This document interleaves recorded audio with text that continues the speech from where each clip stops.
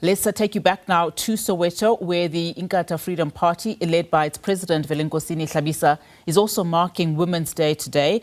The party is commemorating the 70th anniversary of the historic 1956 Women's March to the Union buildings in Pretoria. Hlabisa is expected to brief supporters at the Protea South Multi-Purpose Hall in Soweto.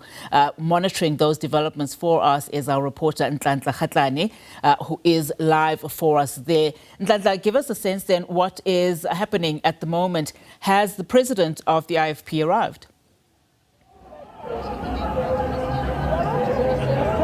Well, thank you so much indeed, coming to you right here from Protea South, where the IFP is said to, register its name amongst the parties that, are acknowledging and commemorating this day. 1956, women in their thousands took to the street to confront a brutal system of apartheid.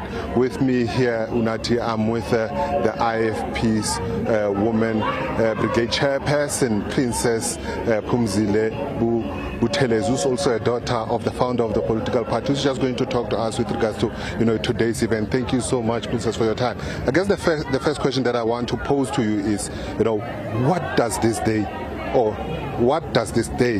mean or should mean to women?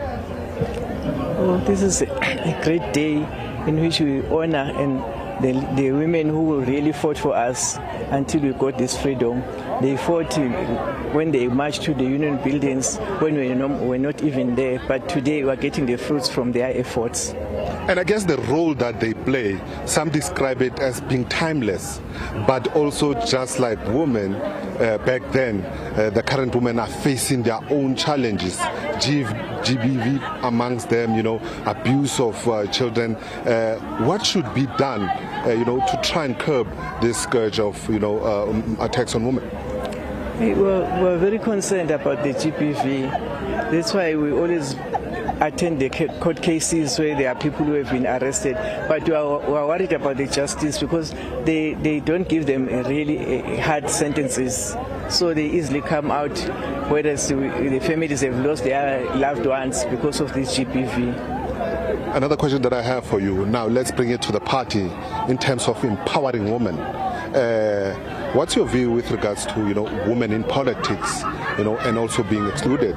Is the party, the IFP, your party, doing enough, to include women in terms of position of power? Well, our party has done a lot of. There's a big difference from the former years. There's a great improvement because women now have got many opportunities which are given to them.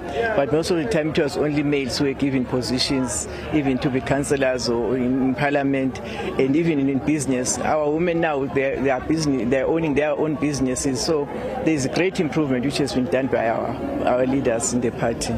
Local government elections are coming out, those by looming.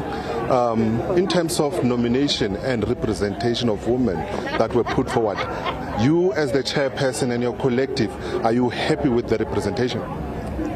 Well, not that we have reached the really place where we can say we are happy, but there is a great improvement because even now, as we are campaigning, we are encouraging women to also be ward candidates, because most of the time it was only males, But now our women are brave enough. Some were afraid to campaigning to be ward councillors. But now many of our women are being strong now.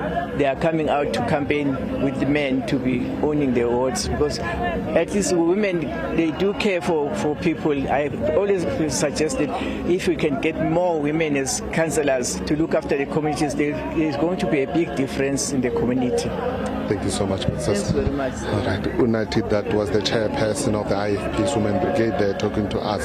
Amongst what she says, saying that women need to be visible on the ground, they need to occupy those positions, saying that, back then, there was lack or less women representative, but as much as there is improvement, as much as there's women representative in their large numbers, there still can be improvement. Also touching there with regards to, gender-based violence, saying that, government government needs to be a bit harsh in terms of, dealing with perpetrators, saying that will send, a strong message in terms of trying to, curb this, scourge of gender-based violence. Unati, going back to the question that you asked when we started, I can tell you that since our arrival here, what we have witnessed is that, a lot of women in the IFP, regalia have, started making their way into the venue here to listen to the party's leader in terms of what he's going to say with regards to empowering women and also the policies that favors women within their party. Unati, currently, the leadership or the president of the IFP hasn't arrived, but like you saw there, we just spoke to one of the leaders of the party, the chairperson of the Women's Brigade, who just gave us their view with regards to the importance of this day. Unati, with that being said, it's back to you in studio.